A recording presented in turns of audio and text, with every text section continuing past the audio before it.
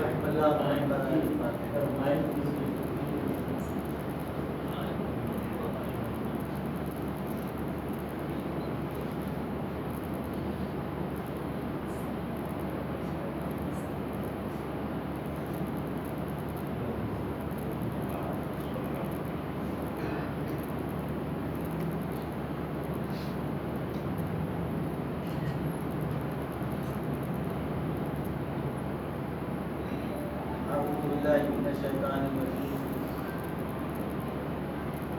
اللہ الرحمن الرحیم الحمد للہ رب العالمین خالق الخلائق اجمعین فاطر السماوات والارضین والصلاة والسلام علی اشرف الانبیاء والافضل المرسلین سید الاولین والآخرین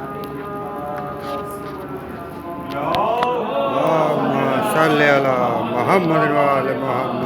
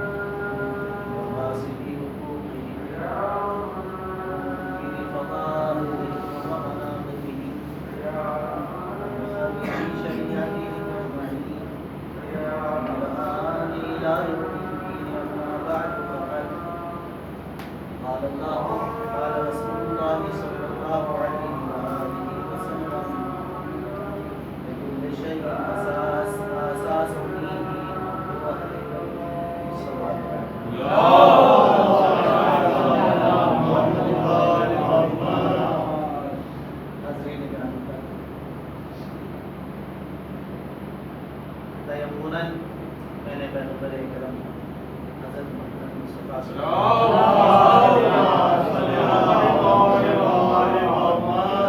سے نکلے ہوئے الفاظ کو دہرا کر آپ کی سماعتوں کے حوالے کیا ہے اور کل عرض کیا تھا کہ اسے شیعہ علماء کے علاوہ اہل سنت کے بھی متعدد علماء نے اپنی اپنی حدیث کی کتابوں میں نقل کیا ہے بالکل شیء اساس، ہر چیز کے لیے ایک بنیاد ہوتی ہے. اساس و دینی، میرے دین کی بنیاد حب و اہل بیت، میرے اہل بیت کی محبت. ظاہر ہے کہ پیغمبر اکرم صلی اللہ علیہ وآلہ وسلم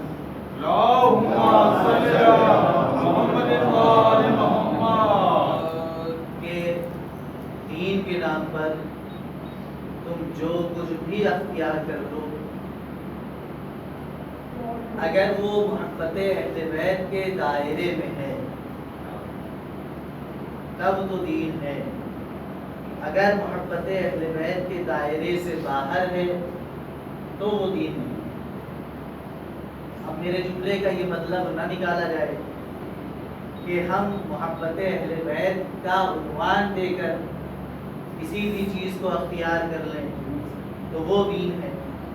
نہیں، محبت جب ہوگی تو چیز کے اختیار کرنے سے پہلے، عمل کے اختیار کرنے سے پہلے، فکر کے اختیار کرنے سے پہلے، نظریے کے اختیار کرنے سے پہلے، آئیڈیالوجی کو اختیار کرنے سے پہلے انسان یہ دیکھے گا کہ اس میں رضائے محمد و آل محمد ہے کہ نہیں. اہل بیت علیہ السلام کی رضا شامل ہے تو محبت اہل بیت کے دائرے میں ہے وہ عمل، اور جب وہ محبت اہل بیت علیہ السلام کے دائرے میں ہے تو وہی عمل دین ہے. اگر دائرہ محبت اہل بیت سے باہر ہے تو پھر وہ دین نہیں ہے. اور اسی کے برعکس اگر وہ ساری چیزیں جن کو دین بتایا گیا ہے. الصلاۃ دین، الصوم دین، الحج دین، نماز دین ہے، روزہ دین ہے، حج دین ہے. یہ سب کچھ ہو، یہ سب کچھ ہو، مگر یہ سب کچھ محبت اہل بیت سے خالی ہو تو پھر یہ دین نہیں ہے. نماز کی شکل ضرور ہے مگر نماز نہیں ہے. کیوں؟ کیونکہ روح نماز محبت اہل بیت. روزہ رکھے انسان اور اہل بیت کی محبت نہ ہو تو وہ روزے کی شکل ہے مگر روزہ نہیں. کیوں؟ اس لیے کہ روزے کی روح محبت اہل بیت ہے. حج کرنے کے لیے چلا جائے، خانہ کعبہ کا طواف کرتا رہے، صفا و مروہ کے درمیان سعی کرتا رہے اور بدی کی علامتوں کو تھوڑا سا ایک لفظ کا اضافہ کر، بدی کی تینوں علامتوں کو پتھر سے مارتا رہے، سنگسار کرتا رہے، تب بھی وہ دین نہیں ہے. اگر محبت اہل بیت سے یہ عمل خالی ہو، محبت اہل بیت علیہ السلام سے اگر یہ عمل خالی ہے تو پھر میں نے پہلے ہی دن یا دوسرے دن پیغمبر کی حدیث آپ کی سماعتوں کے حوالے کی تھی کہ پیغمبر نے ارشاد فرمایا کہ علی، اگر کوئی شخص صفا و مروہ کے درمیان سعی کرتا ہوا دنیا سے چلا جائے، اگر کوئی شخص اپنی زندگی میں 100 عمرے کرے اور 100 حج انجام دے لیکن تمہاری محبت دل میں نہ ہو، پھر اس کا کوئی عمل قبول نہیں ہوگا. اب یہ جو شعر سنتے ہیں نا، باعث میری نماز کو میرا سلام ہے. بے حب اہل بیت عبادت حرام ہے. بنیاد حدیث پر ہے. یہ شعر تخیل نہیں ہے، شاعر کا تخیل نہیں ہے، بنیاد حدیث پیغمبر ہے. جو کچھ بھی عرض کیا کہ اگر اہل بیت علیہ السلام کی محبت نہیں ہے اور کثرت عبادت ہے تو بیکار،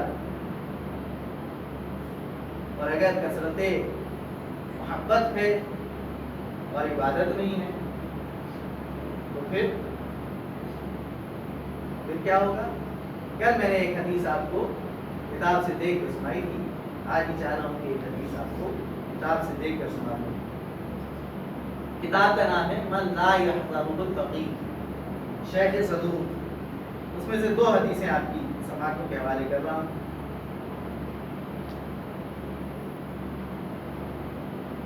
دو تقریروں میں، 2 گفتگو میں پچھلی یہ بات آئی تھی کہ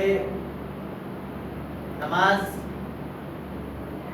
پیغمبر کے پیچھے پڑھی گئی. اس کے بعد یہ ایک صحابی نے کہا کہ یا نبی اللہ، اگر کہیے تو میں یہ بتاؤں کہ ان میں سے جہنم میں جانے والا کون ہے. وہ میں نے ایک جملہ کہا تھا کہ اب یہ نہ کہو کہ نماز جنت تک پہنچاتی ہے. نماز جنت تک پہنچاتی ہے لیکن وہ نماز جنت تک نہیں پہنچاتی جو حب اہل بیت سے خالی ہوا. اور اس بات سے کسی کو انکار نہیں ہے کہ پیغمبر کی اقتدا میں نماز پڑھنے والے سب کے سب محبت اہل بیت کے کا دم بھرنے والے نہیں تھے. آج کی پوری گفتگو کا رخ اسی محور پر رہے گا.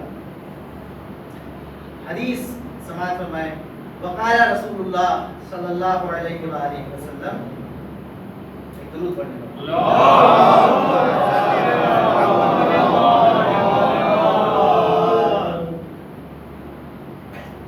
وقال رسول اللہ صلی اللہ علیہ وآلہ وسلم لیس منی من استخف بصلاته، وہ مجھ سے نہیں ہے، وہ مجھ سے نہیں ہے، من استخف بصلاته، جو نماز کو ہلکا سمجھے. ولا یرد علی الحوض، اور وہ ہرگز میرے پاس حوض کوثر پر وارد نہیں ہوگا. اگر پیغمبر اتنا ہی کہہ کے خاموش ہو جاتے تو پیغمبر کی بات سرواتوں پر، کسی کلمہ گو کو اس میں کوئی شک نہیں ہوتا، لیکن پیغمبر فرما رہے ہیں کہ لا یرد علی الحوض لا واللہ، ہرگز نہیں، خدا کی قسم نہیں۔ اس کے بعد فرماتے ہیں لیس منی من شرب مسکرا، جو نشے کا عادی ہو، شراب خور ہو، وہ مجھ سے نہیں۔ لا یرد علی الحوض، وہ بھی مجھ تک حوض کوثر تک، مجھ تک حوض کوثر پر وارد نہیں ہوگا، مجھ سے ملاقات نہیں کرے گا، لا اللہ۔ اس پیغمبر اسلام کی اس حدیث نے اتنا تو ثابت کر دیا کہ جو نماز نہیں پڑھتا ہے وہ حوض کوثر پر پیغمبر سے ملاقات نہیں کرے گا، اور جو شراب خوار ہے وہ بھی پیغمبر سے حوض کوثر پر ملاقات نہیں کرے گا۔ کیوں؟ اس لیے کہ جس کی ملاقات پیغمبر سے حوض کوثر پر ہوگی وہ جنت کا مستحق ہوگا، وہ جنت کا مستحق ہوگا۔ ابھی سوشل میڈیا پر ممبئی کے ایک مفتی صاحب کی ایک ویڈیو گردش کر رہی ہے جس میں وہ یہ بیان کر رہے ہیں کہ یزید کو جو خلافت دی گئی تو وہ اس کا اہل تھا، اس لیے اس کو خلافت دی گئی۔ بنی ہاشم کا رول معاشرے میں ایسا کمزور تھا کہ اگر ان کو خلافت دے دی جاتی، کہ مفتی اسلام ہیں جن کی زبان سے یہ الفاظ نکل رہے ہیں ممبئی کے، کہ اگر بنی ہاشم تک خلافت مل جاتی تو معاشرے میں ان کا رول اتنا کمزور تھا کہ ان کی آواز پر لبیک کہنے والے بہت کم ہوتے، اور ان کے مقابلے پر بنی امیہ اتنے معاشرے میں اتنے مضبوط تھے کہ خود تاریخیں گواہ ہیں کہ ان کی ہلکی سی آواز پر کتنے لوگ جمع ہوئے۔ انہی ساری باتوں کو دیکھتے ہوئے یزید کو خلیفہ بنایا جانا، اس خلیفہ بنایا جا رہا ہے تو کسی حکومت کا خلیفہ نہیں بنایا جا رہا ہے، کسی ڈائنسٹی کا خلیفہ نہیں بنایا جا رہا ہے، کسی زمینی حدود کا خلیفہ نہیں بنایا جا رہا، خلیفہ اسلام کا خلیفہ بنایا جا رہا ہے۔ وہ اب مسلمانوں کا قائد ہے، مسلمانوں کی قیادت اس کے ذمے ہے، مسلمان اس کی رہبری میں آگے بڑھیں گے، اور اسلامی خلیفہ کی ذمہ داری کیا ہوتی ہے؟ صرف یہ نہیں ہوتی کہ اسلام کو کی حدود کو بڑھائے، صرف یہ نہیں ہوتی کہ مسلمانوں کی تعداد کو بڑھائے، بلکہ اس کی ایک معنوی ذمہ داری یہ ہوتی ہے کہ اس مسلمانوں کی کردار کی اصلاح کرتے ہوئے انہیں جنت کے راستے پر آگے لے چلے۔ تو مفتی صاحب نے کہا کہ یزید میں اتنی صلاحیت تھی، سیاسی بصیرت اس کے یہاں زیادہ تھی، اس کی آواز میں اتنا دم تھا کہ اس کی آواز پر مسلمان یکجا ہو سکتے تھے، لہذا اس کو خلافت کا ملنا حق بجانب ہے۔ ہم نے کہا مفتی صاحب آپ کم از کم طبری کو غور سے پڑھ لیتے، تاریخ طبری کو غور سے پڑھ لیتے، اس میں یہ لکھا ہوا ہے کہ یزید ابن معاویہ ابن ابی سفیان شراب خوار تھا۔ میں نے عرض کیا کہ اسلامی خلیفہ کی ذمہ داری مسلمانوں کے کردار کی اصلاح کرتے ہوئے اسے جنت کے راستے تک پہنچانا ہے، اور یزید خود شراب خوار ہے۔ مسلمانوں کی لکھی ہوئی تاریخوں سے یہ بات ثابت ہے، ان میں سے ایک تاریخ طبری بھی ہے۔ لیکن پیغمبر کیا فرماتے ہیں؟ من شرب مسکرا، جو شراب پینے والا ہے، لا یرد علی الحوض، وہ میرے پاس حوض کوثر پر میرے پاس وارد نہیں ہوگا، حوض کوثر پر مجھ سے ملاقات نہیں کرے گا. یعنی جو بھی شخص پیغمبر سے حوض کوثر پر ملاقات کر لے گا اس کا جنت میں جانا بالکل لازم ہے. اب یہ پیغمبر فرما رہے ہیں ایک صفت کہ جو شراب خور ہے وہ حوض کوثر پر وارد نہیں ہوگا، یعنی جنت میں نہیں جا سکتا. اب مفتیان اسلام اپنی اپنی جنت اگر یزید کے قدموں میں اور یزید کے کردار میں تلاش کر رہے ہیں تو انہیں یزید کی خلافت مبارک ہو. ہمیں جنت ایسی جنت چاہیے ہی نہیں جو ایک شراب خور یزید جیسے کردار والے انسان کی پیروی کرنے کے بعد ملے. ہمیں وہ جنت چاہیے جو حسین ابن علی کی سرداری میں ہو. ہمیں وہ جنت چاہیے جہاں حسین ابن علی کی سرداری ہو. ایک صلوات پڑھنے پر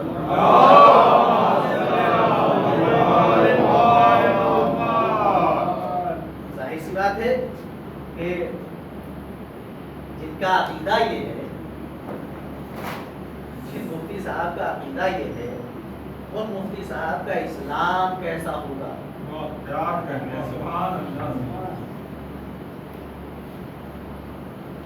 اور ہمیں تعجب نہیں ہے کہ جب اسلام کے خلیفہ ایسے ہو سکتے ہیں تو اسلام کی مفتی اگر ایسے ہو جائے،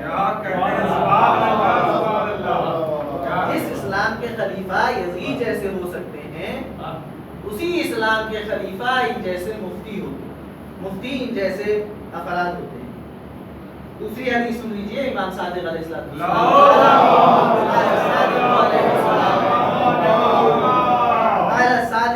السلام بہت اہم ترین حدیث ہے، کتاب من لا يحضره الفقيه شیخ صدوق علیہ الرحمہ.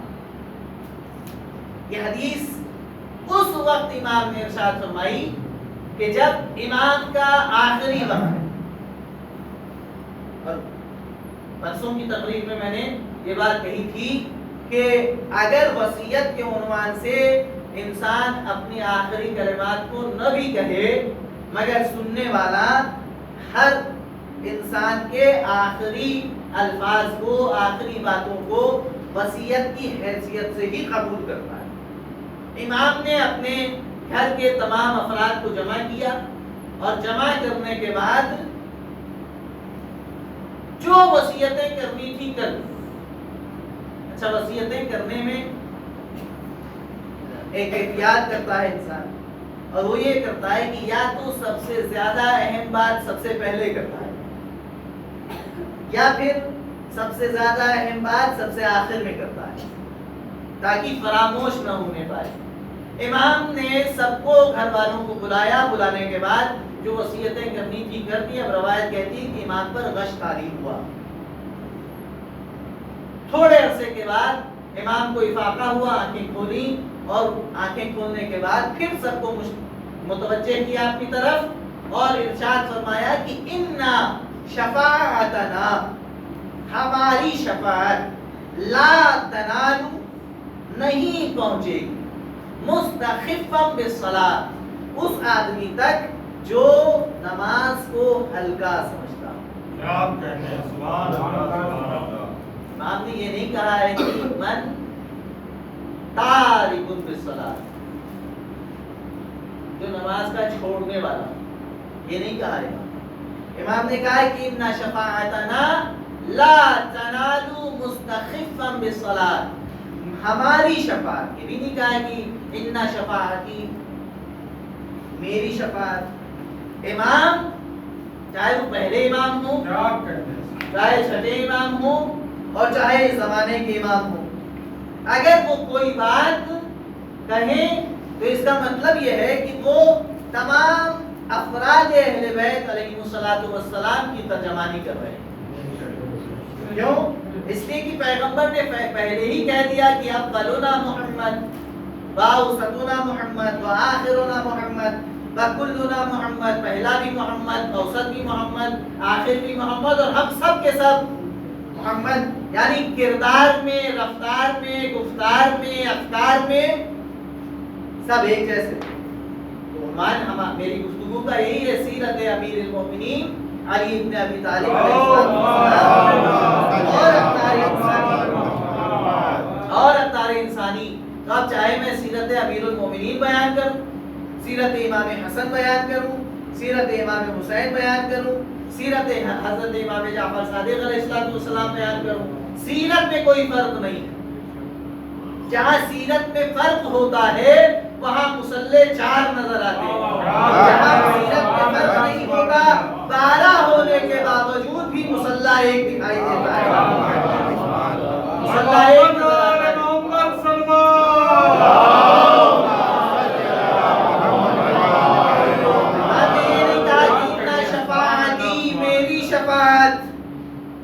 نہیں پہنچے گی. امام نے کیا کہا؟ اِنَّا شَفَاعَتَنَا، جمع متکلم کا صیغہ استعمال کر کے بتایا ہم اہل بیت کی شفاعت نہیں پہنچے گی. کس کو نہیں پہنچے گی؟ مستخفا بالصلاۃ، جو نماز کو ہلکا سمجھتا ہو. نماز کو ہلکا سمجھنے کا مطلب بزرگ بہتر سمجھتے ہیں، اپنے چھوٹے بھائیوں کی عرض کر دوں، نماز کے ہلکا سمجھنے کا مطلب یہ ہے کہ 12:13 پر ظہر کی نماز کا وقت ہو گیا. اگر کوئی شرعی مجبوری نہیں ہے، شرعی مجبوری کا مطلب یہ ہے کہ آپ کہیں جاب کرتے ہیں اور وہاں آپ نے ایک ایگریمنٹ سائن کیا ہے کہ ہم صبح 9 بجے سے 5 بجے تک سروس کریں گے اور اس 9 سے 5 بجے تک کی سروس میں 1 بجے سے 1:30 بجے تک یا 1 بجے سے 2 بجے تک لنچ کریں گے. آپ نے ایگریمنٹ سائن کیا، آپ نے زبان دی ہے، آپ نے وعدہ کیا ہے. اب 12:13 اور 14 پر نماز کے ظہر کی نماز کا وقت آتا ہے تو آپ پر ضروری نہیں ہے کہ آپ اسی وقت مصلی بچھا دیجیے. کیوں؟ کیونکہ وہ وقت آپ بیچ چکے ہیں، وہ وقت اب آپ کا نہیں ہے. ہاں، جو لنچ کا ٹائم ہے 1 بجے سے 2 بجے تک یا 1 بجے سے 1:30 بجے تک آپ اس میں نماز پڑھیں گے بہتر ہے. لیکن جو خالی ہیں، جو گھر میں بیٹھے ہیں، جو آج کل آنے والا انڈیا اور انگلینڈ کا میچ دیکھ رہے ہیں ٹی وی پر، وہ 12:14 پر ٹی وی بند کر کے مصلی پر نہ کھڑے ہوں تو یہ ہے مستخفا بالصلاۃ. یہ نماز کو ہلکا سمجھنے والے ہیں کہ ابھی تو ابتدا ہوئی ہے وقت کی اور ہماری فقہ میں وسعت ہے نماز کے وقت میں، لہذا شام کو 4 بجے پڑھ لیں گے. جب پہلی نیند ختم ہو جائے گی اور تھوڑا سا وقت ملے گا اس میں مصلی بچھا کر نماز پڑھ لیں گے. یہ نماز پڑھ رہے ہیں لیکن جو اس کا اصل وقت ہے اس پر نہیں پڑھ رہے ہیں. یہ ہے مستخفا بالصلاۃ. امام نے ان کے لیے کہا ہے کہ ان تک ہماری شفاعت نہیں پہنچے گی. تو جب مستخفا بالصلاۃ، نماز کو ہلکا سمجھنے والے تک اہل بیت کی شفاعت نہیں پہنچے گی تو جو تارک الصلاۃ ہو، نماز کو چھوڑ دینے والا ہو. اب یہاں پر ایک حساس جملہ کہنے کی جسارت کر رہا ہوں اور بڑی ہمت کر کے جسارت کر رہا ہوں. یہاں پر آنے والا آپ کو علی کی محبت میں اور علی کے ذکر کے صدقے میں جنت دے کے جاتا ہے اور یقیناً ملے گی، لیکن کچھ شرطیں ہیں، کچھ شرطیں ہیں، ان شرطوں کے ساتھ ملے گی، کچھ منزلوں سے گزرنے کے بعد ملے گی. لیکن میرا سوال یہ ہے کہ یہاں پر آ کر اس لباس میں آپ کے سامنے بیٹھ کر اپنی زبان سے کچھ کہنے والا زیادہ معتبر ہے یا وہ امام معصوم زیادہ معتبر ہے جس کے لیے قرآن کہہ رہا ہے کہ ہم نے ان کو رجس سے دور رکھا. اب یہ آپ کی مرضی ہے کہ امام معصوم کے قول پر بھروسہ کریں یا مجھ جیسے خاطی انسان کی زبان پر اعتبار کریں. ایک سوال پڑھے پر محمد اتنا سب کچھ کہنے کے بعد پھر میں واپس آ رہا ہوں کہ اگر نماز ہے محبت اہل بیت کے ساتھ ہے تو دین ہے، اور اگر نماز ہے اور محبت اہل بیت کے ساتھ نہیں ہے تو دین نہیں ہے۔ یہ نماز آپ کے لیے تعمیر کا کام نہیں کرے گی، آپ کے لیے تقریب کا کام کرے گی۔ ویسے ہی جیسے قرآن ہدایت ہے، مگر ان کے لیے ہدایت ہے جو اہل بیت علیہ الصلوۃ والسلام کی مودت کا جام پینے کے بعد قرآن کو پڑھے۔ قرآن کہہ رہا ہے کہ قرآن ہدایت ہے، اور وہی قرآن کہہ رہا ہے کہ یہی قرآن کچھ لوگوں کے لیے گمراہی کا سبب بھی ہے۔ ویسے ہی نماز ہے، اگر آپ کی نماز محبت اہل بیت کے ساتھ ہے تو تعمیر کا کام کرے، اگر آپ کی نماز محبت اہل بیت کے ساتھ نہیں ہے تو تقریب کا کام کرے۔ یہ جملہ کہنے کے بعد بہت سے لوگ کبھی کبھی کہہ دیتے ہیں کہ آپ لوگ طنز کیوں کرتے ہیں، ادھر کثرت ہے نماز کی، کثرت ہے نماز کی، نے کب کہا کہ کثرت نہیں ہے، لیکن وہ کثرت جو اہل بیت علیہ الصلوۃ والسلام کی محبت کے سوا ہو، وہاں تعمیر نہیں ہوتی، وہ نماز تعمیر کے کام نہیں آتی، وہ آپ کو فلاح و بہبود کی طرف نہیں لے جاتی۔ نماز کی ایک صفت قرآن بیان کرتا ہے، ایک تاثیر قرآن بیان کرتا ہے، ان الصلاۃ تنہا عن الفحشاء والمنکر، ان الصلاۃ تنہا عن الفحشاء والمنکر، نماز برائیوں سے بچاتی ہے۔ نماز پڑھنے کے بعد برائیوں سے بچنا چاہیے، نماز پڑھنے کے بعد برائیوں سے بچنا چاہیے۔ تو آئیے آج کی اس گفتگو میں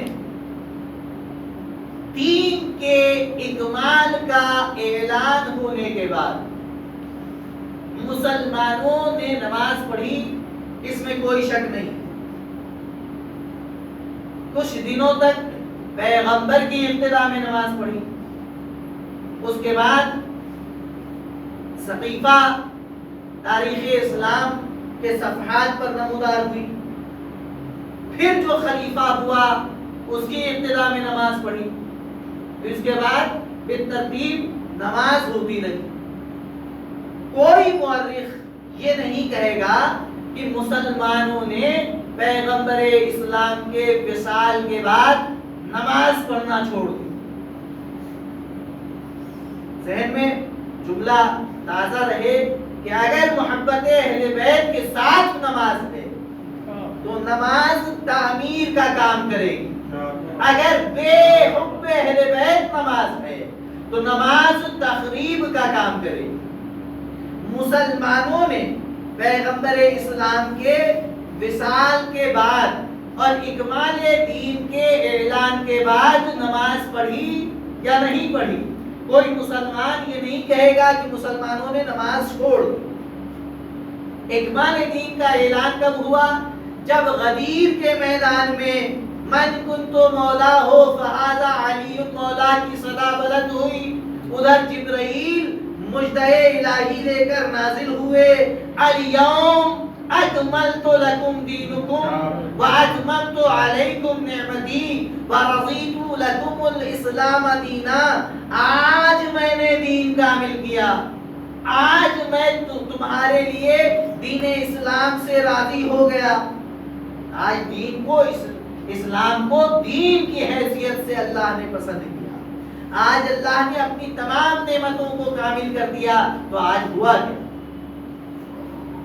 آج ہوا یہ کہ لکل شیء اساس واساس و دینی حب و اہل بیتی، ہر چیز کی ایک بنیاد ہے اور میرے دین کی بنیاد اہل بیت کی محبت ہے۔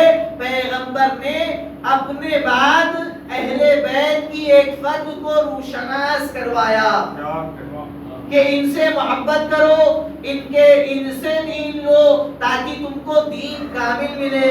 اللہ نے بھی اس پر مہر لگائی الیوم اکملت لکم دینکم کہہ کے، تو دین کامل ہوا علی کی ولایت سے۔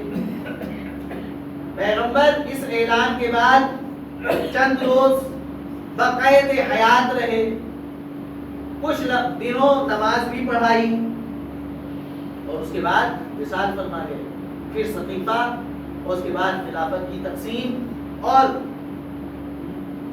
مسلمانوں کی حسب منشا منتخب ہونے والے خلیفہ کی ابتدا میں نماز. تو نماز ہے لیکن وہ نماز نہیں ہے جو ولایت علی کے ساتھ ہو. اگر ولایت علی کے ساتھ ہی نماز پڑھنی ہوتی تو خلافت سقیفہ میں تقسیم نہ ہوتی، غدیر ہی کی خلافت کے اعلان کو تسلیم کر لیا جاتا. تو نماز ہے مگر علی کی ولایت کے بغیر ہے. اب نتیجہ کیا ہوا؟ اس نماز کا نتیجہ کیا ہوا؟ عرض کیا میں نے کہ اگر محبت اہل بیت کے ساتھ ہے تو تعمیر کا پہلو لیے ہے نماز، اگر ولایت اہل بیت کے ساتھ نہیں ہے تو تقریب ہی تقریب ہے نماز. نماز کا کوئی فائدہ نہیں. ادھر ولایت علی کو چھوڑا گیا لیکن نمازوں کی کثرت ہوئی. نتیجہ کیا ہوا؟ قرآن کی تفسیر نہ رہی، قرآن کی تعبیر نہ رہی. نماز اپنی اصلی شکل سے بدل گئی، روزے کے احکام اپنی اصلی حیت سے بدل گئے، حج کے احکام اپنی اصلی حیت سے بدل گئے. حج کا طریقہ بدل گیا، نماز کا طریقہ بدل گیا، روزے کا طریقہ بدل گیا. پھر کیا ہوا؟ صرف یہی نہیں، اسلام کی جو روح تھی کہ جھوٹ نہ بولے انسان، جھوٹ بولا گیا یا نہیں بولا گیا؟ جھوٹ بولا گیا یا نہیں بولا گیا؟ یاد نہیں آ رہا ہے کوئی جھوٹا؟ میں یاد دلاؤں، جب جناب سیدہ کائنات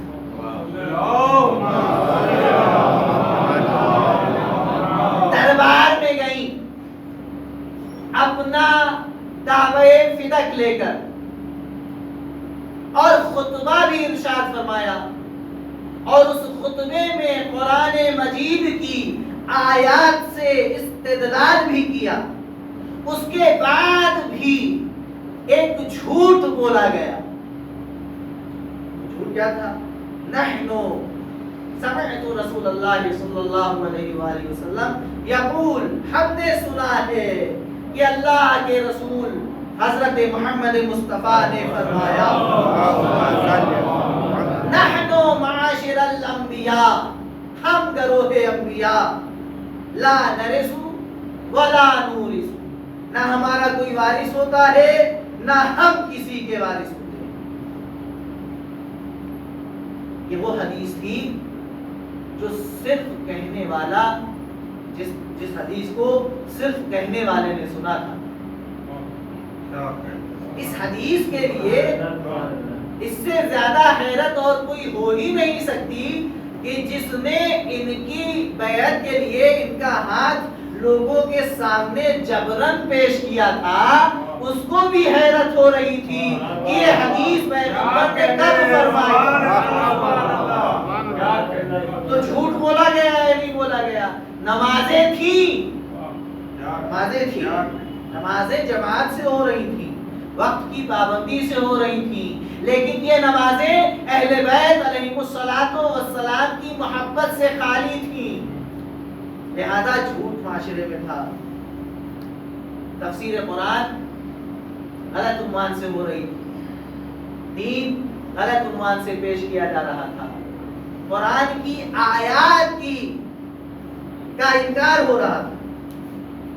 کیسے انکار ہو رہا تھا؟ یاد دلاؤں، پیغمبر کا وصال ہوا، شبلی نعمانی سیرت النبی، اور کل یا پرسوں ایک کتاب کا نام دیا تھا میں نے، الرحیق المختوم، مولانا صفی الرحمن مبارک پوری، سعودی عرب حکومت سے ایوارڈ یافتہ کتاب الرحیق المختوم.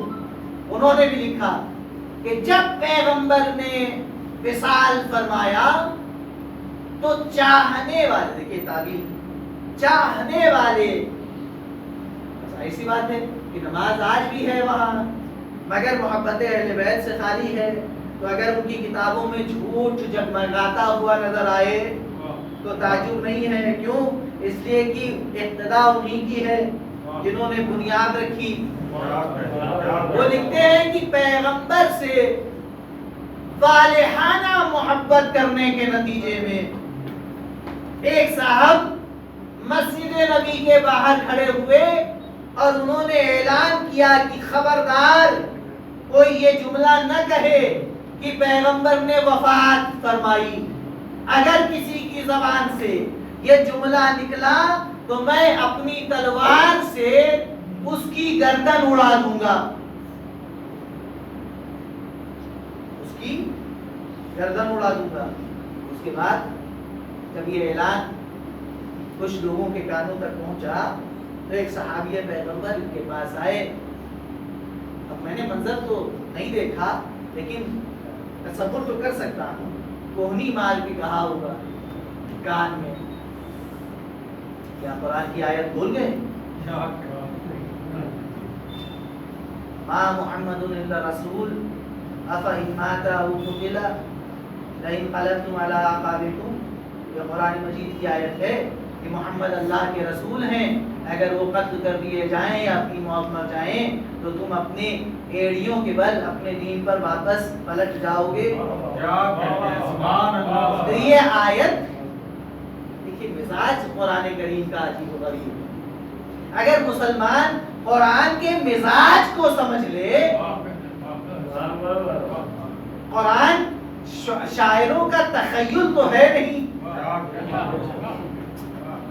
کہ ایک منظر جو کبھی ہوا ہی نہیں اس کو ذہن میں لے آئے, الفاظ اس کی مناسبت سے لائے, ترتیب دیا اور ایک جملہ دے دیا.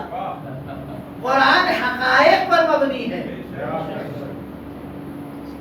اگر آپ مسلمان ہیں تو قرآن آپ کے لیے حقائق پر مبنی ہے. اگر آپ کے ایمان میں کجی ہے تو قرآن کی 26 آیتیں کیا پورا کا پورا قرآن آپ کو غلط لگے گا. 26 آیتوں کی بات نہیں ہے. اگر ایمان میں کجی ہے تو آپ کو پورا قرآن غلط لگے گا.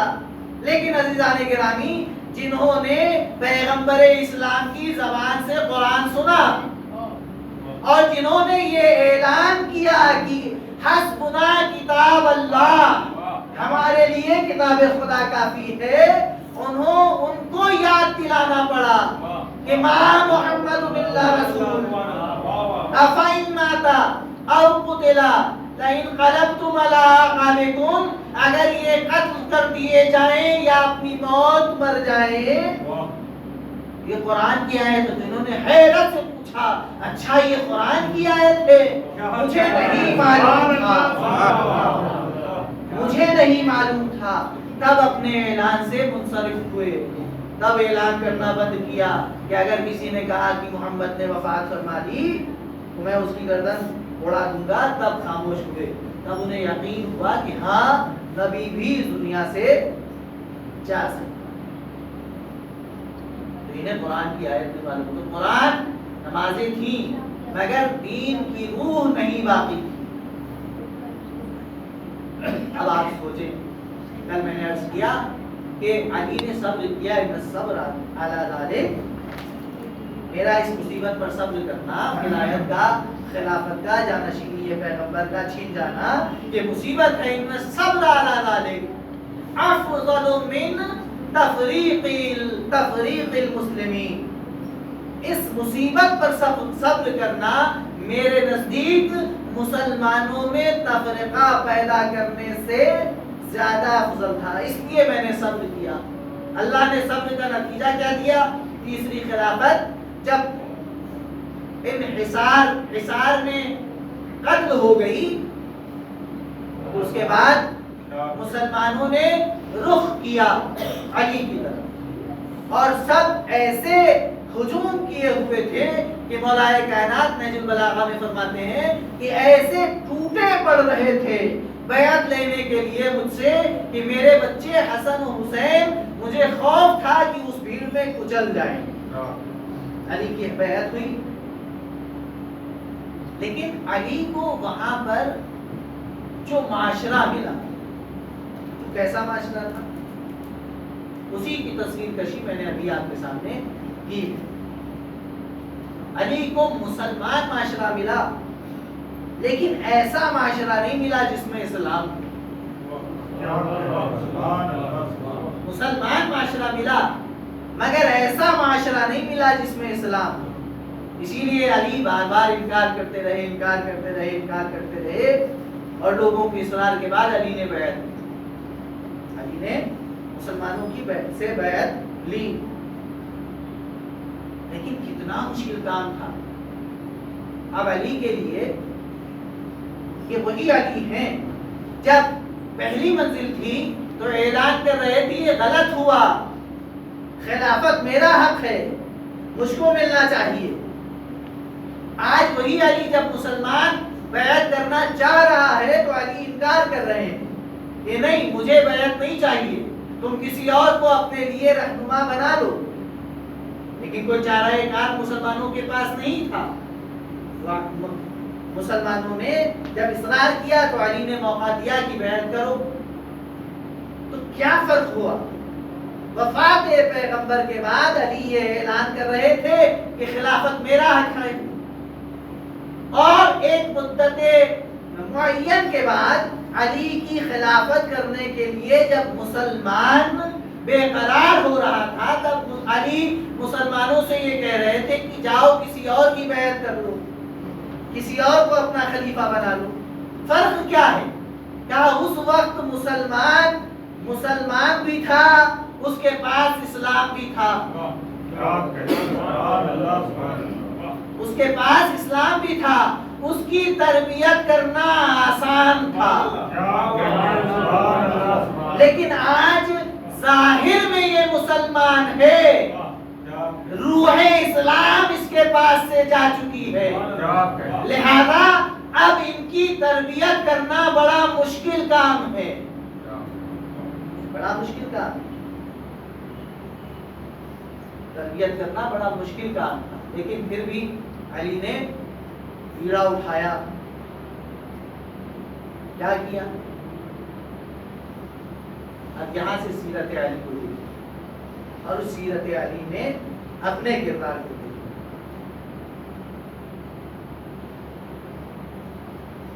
ظاہری خلافت ملی، 4 سال اور کچھ مہینے کی مولا کی ظاہری خلافت ہے، بیت المال بھی ہے۔ دیکھیے علی کی مظلومی یہ ہے کہ علی کی محبت کا دعویٰ کرنا آسان ہے، لیکن اس دعوے پر عملاً باقی رہنا بڑا مشکل ہے۔ تاریخ اسلام میں بہت سے ایسے کردار ہیں، ان میں سے 2 کا نام لے لوں۔ اس لیے نام لینے میں کچھ مذائقہ نہیں ہے کہ عالم اسلام کے بڑے بڑے محدثین اور مورخین نے ان کا نام لکھا ہے۔ جب علی مرتضیٰ علیہ السلام تجہیز و تکفین و تدفین پیغمبر میں مصروف تھے تو اس وقت جو افراد ان کے ساتھ تھے ان میں بھی ان کا نام ہے۔ اور جب علی مرتضیٰ اپنے گھر میں خاموش ہو کر بیٹھ گئے تھے اور بیعت کا مطالبہ کرنے والے در سیدہ پر لکڑیاں لے کر جمع ہوئے تھے، اس وقت بھی وہ 2 افراد وہاں موجود تھے۔ دعویٰ تھا علی کی محبت کا۔ کون ہیں؟ طلحہ اور زبیر۔ طلحہ اور زبیر۔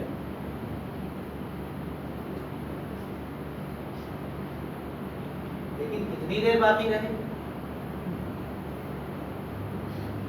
لیکن ہر ایک انسان اپنی اپنی تمنائیں، اپنی اپنی غرض وابستہ کرتا ہے اپنی محبوب شخصیت سے، یہ انسان کی فطرت ہے۔ لیکن جہاں پر غرض شامل ہو جائے وہاں پھر محبت نہیں رہتی، وہاں محبت تجارت ہو جاتی ہے۔ اہل بیت علیہم الصلوۃ والسلام سے جس محبت کا تقاضا کیا گیا ہے وہ محبت خالص محبت ہے. وہ محبت نہ ہونی چاہیے جس پر تجارت کا عنوان صادق آنے لگے. ہماری اور آپ کی محبت کیسی ہے یہ ہم اور آپ خود اپنا محاسبہ کریں. لیکن یہاں یہ دو کردار جو میں نے آپ کے سامنے پیش کیے، طلحہ اور زبیر، انہوں نے علی کا ساتھ دیا، لیکن جب علی کو ظاہری خلافت ملی تو ان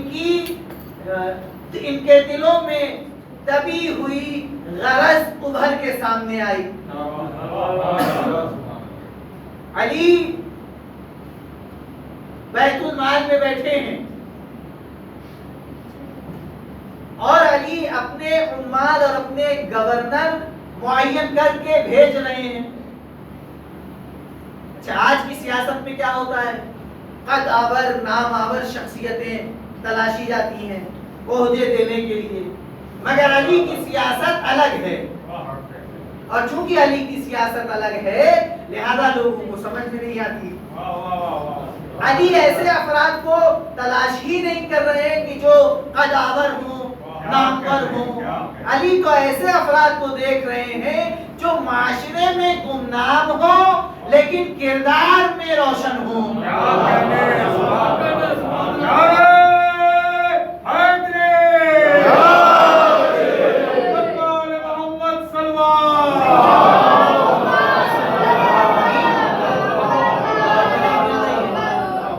گورنری مل رہی ہے. یہ لوگ بار بار السلام علیکم یا امیر المؤمنین، امیر المؤمنین آپ پر سلام.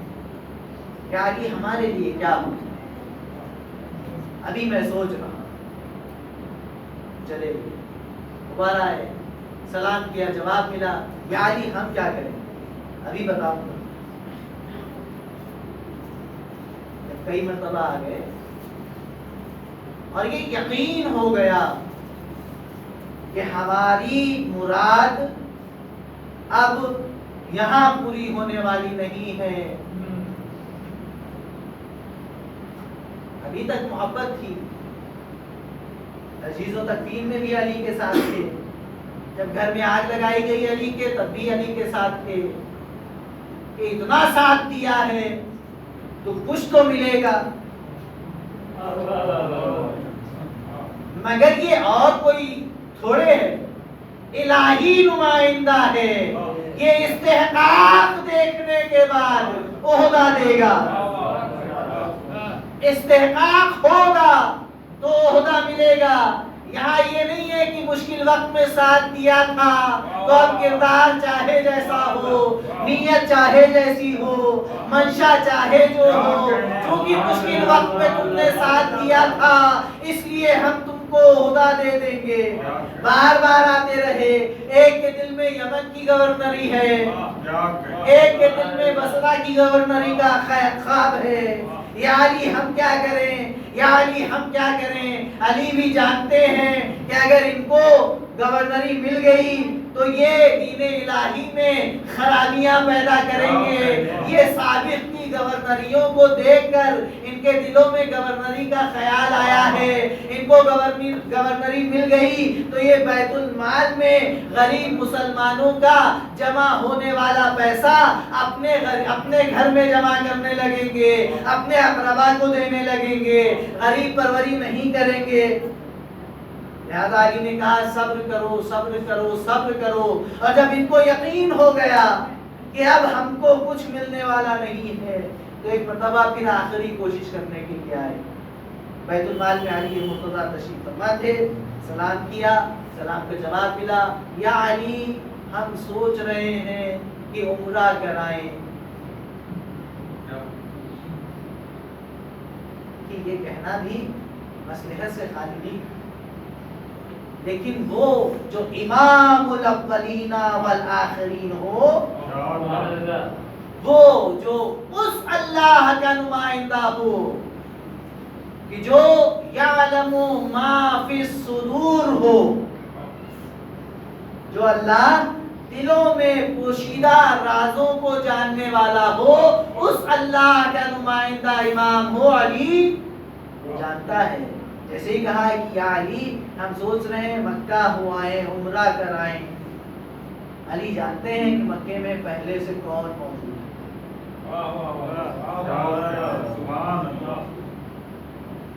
امام نے کہا کہ مکہ جاؤ تو مگر مجھے تمہارے ارادے درست نہیں لگ رہے. ایسا نہ ہو کہ تم عالم اسلام میں کسی فتنے کا سبب بن جاؤ. دعویٰ کرنا آسان ہے، عملاً اس دعوے پر باقی رہنا مشکل ہے. باقی رہنا مشکل ہے. ہماری بھی غرض شامل ہے ذکر علی سے، ذکر حسین سے، ذکر کربلا سے. کیا ہے؟ جنت. کیا ہے؟ جنت. بہرحال عرض کر چکا ہوں آپ کے سامنے کہ امام حسین علیہ السلام کے اصحاب وفا. علی کی سیرت میں اپنا آئینہ دیکھیں، اپنے کو دیکھیں علی کی سیرت کے آئینے میں، اور کربلا کے آئینے میں بھی اپنے آپ کو دیکھیں. اصحاب امام حسین علیہ السلام کا کردار کیا ہے؟ امام حسین کو اپنے اصحاب پر فخر کیوں ہے؟ عرض کیا تھا شب عاشورائی جناب زینب کے کہنے پر امام نے اصحاب کا امتحان دیا. ایک خیمے میں جمع کیا، خطبہ دیا، غرض بیان کی، اس کے بعد شمع کو گل کر دیا اور کہا کہ چلے یہ میرے خون کے پیاسے. موقع اچھا تھا، اصحاب کے لیے موقع اچھا تھا یا نہیں تھا؟ کوئی نہیں گیا. امام نے ایک اور جملے کا اضافہ کیا، اگر تنہا جاتے ہوئے شرما رہی ہے اور یہ سوچ رہے ہو کہ جب مدینے واپس جاؤ گے تو لوگ یہ کہیں گے کہ فرزند رسول کو مشکل میں اکیلا چھوڑ آئے تو میرے گھر کے کسی بچے کا ہاتھ تھامو اور اس کو لے کر چلے جاؤ، اور جب لوگ پوچھیں کہ چلے آئے تو کہنا کہ اس بچے کو بچانے کے لیے آئے. امام نے ترکیب بھی بتائی، پھر بھی کوئی نہیں گیا. جواب کیا ملا؟ تلواریں نکالی، اپنی گردنوں پر رکھی اور آواز دی کہ فرزند زہرا اگر اجازت ہو تو اپنی گردنیں اپنے ہاتھوں سے کاٹ کے آپ کے قدموں میں رکھ دیں. اس عمل کے ذریعے سے اصحاب امام حسین نے پیغام یہ دیا کہ حسینی وہ ہے. امام نے جنت کی بشارت دی کہ اگر یہ سمجھتے ہو کہ اگر تم یہاں سے چلے جاؤ گے تو جنت نہیں ملے گی، میں جنت کا سردار ہونے کی حیثیت سے تمہاری جنت کی ضمانت لیتا ہوں. لیکن اصحاب نہیں گئے. کیا عمل سے اپنے پیغام دیا؟ یہ پیغام دیا کہ حسینی وہ ہے جسے بغیر عمل کے جنت ملنے والی جنت منظور نہیں ہے.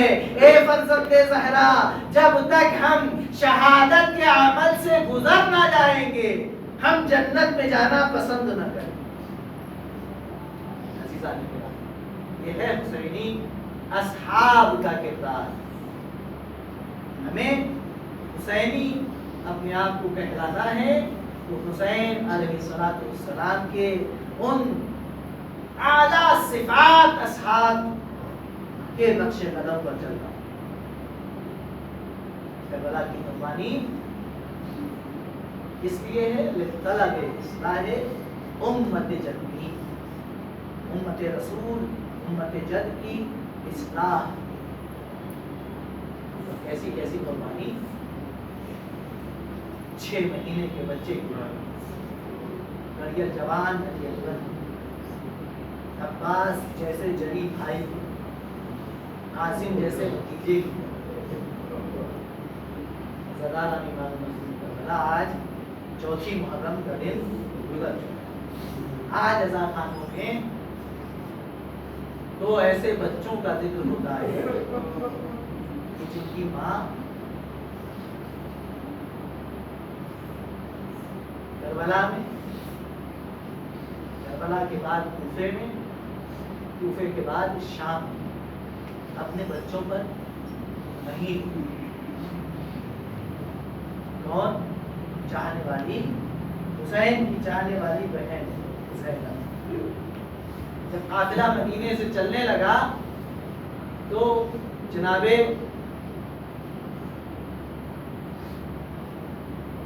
عبداللہ کے پاس آئی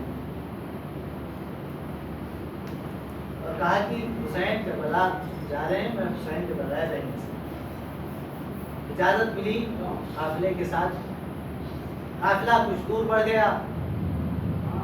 روایت کہتی ہے کہ پھر مدینے کی طرف سے گرد اٹھی ہوئی تھی اور دیکھا گیا کہ کچھ سوار قافلہ امام حسین کی طرف آ رہے ہیں۔ قافلہ روکا گیا، دیکھا کہ عبداللہ اپنے دو نونہانوں کو لے کر اس قافلے کے پیچھے پیچھے آ رہے ہیں۔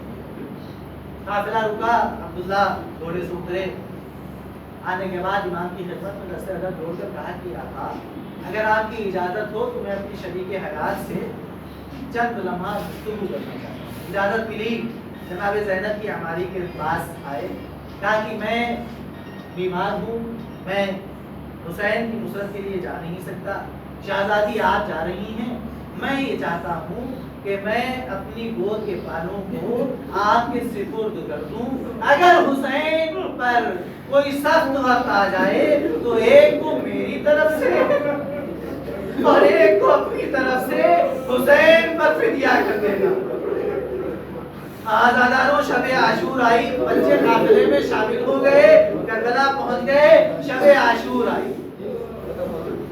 جناب شب عاشور کا تمام منظر نہیں مگر ایک منظر اور وہ محمد کے خیمے کا، جناب زینب خیمے میں آئی اور آواز دی اے میرے اور محمد تم علی کے نواسے ہو، تم جعفر طیار کے پوتے ہو، کل صبح ہوگی، معرکہ گرم ہوگا، اصحاب و انصار حسین اپنی اپنی جان قربان کریں گے، دیکھو تم بھی میرے بھائی کی نصرت میں کوئی کمی نہ کرنا،